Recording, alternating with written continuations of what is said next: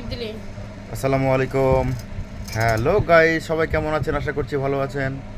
সবাইকে ওয়েলকাম করছি আরেকটা ভিডিওতে। ভিডিওটা হলো কখনো কখনো একদম লোহার মতো শক্ত হতে হয়, নতুবা আপনাকে নরম মাটি ভেবে পায়ের নিচে পিষে ফেলে দিয়ে চলে যাবে।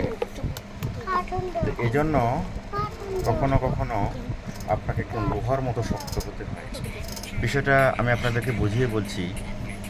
আমাদের দৈনন্দিন জীবনে চলার পথে চলার সময় আপনাকে কখনো কখনো শক্ত হতে হবে, অনেক শক্ত, লোহার চেয়েও শক্ত।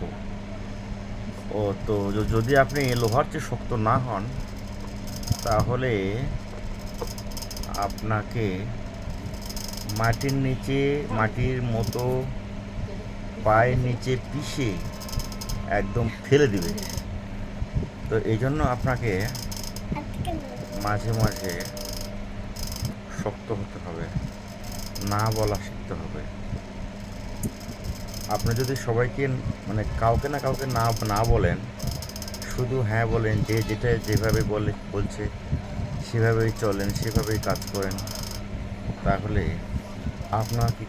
আপনার মূল্যায়নটা থাকবে না, কেউ আপনাকে মূল্যায়ন করবে না।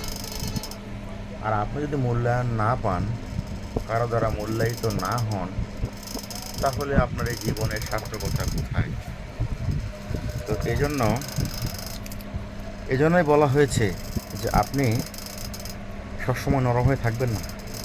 নরম হয়ে থাকলে আপনার উপর গরম ঢালবেই। বিপরীত ভাষা, আপনি নরম হয়ে থাকলে আপনার উপর মানুষ গরম ঢালবে। এজন্যই আপনাদেরকে বলা হয়েছে বন্ধুরা, নরম হয়ে থাকবেন না। হ্যাঁ, নরম হয়ে থাকতে হবে, ধৈর্য সহকারে থাকতে হবে, কিন্তু কিছু কিছু সময় আছে যে নরম হয়ে থাকলে আপনার উপর গরম ঢালবে, গরম চা দিবে। তো যাই হোক বন্ধুরা, আশা করি বিষয়টা বুঝতে পেরেছেন। মূল কথা আমি আবারও বিষয়টা বলে শেষ করব। কখনো কখনো আপনাকে লোহার চেয়ে শক্ত হতে হবে, নতুবা আপনাকে নরম ভেবে আপনাকে মাটির নিচে পিষে ফেলে একদম পিষে দিবে। বিষয়টা আশা করি বুঝতে পেরেছেন। আর বুঝতে না পারলে, কোন জায়গায় বুঝতে পারেননি, সেটা আমাকে কমেন্ট করে জানাবেন। পরবর্তীতে আমি আপনাদের উত্তর দেব। আর আজকে আমি এই ভিডিও থেকে বিদায় নেব।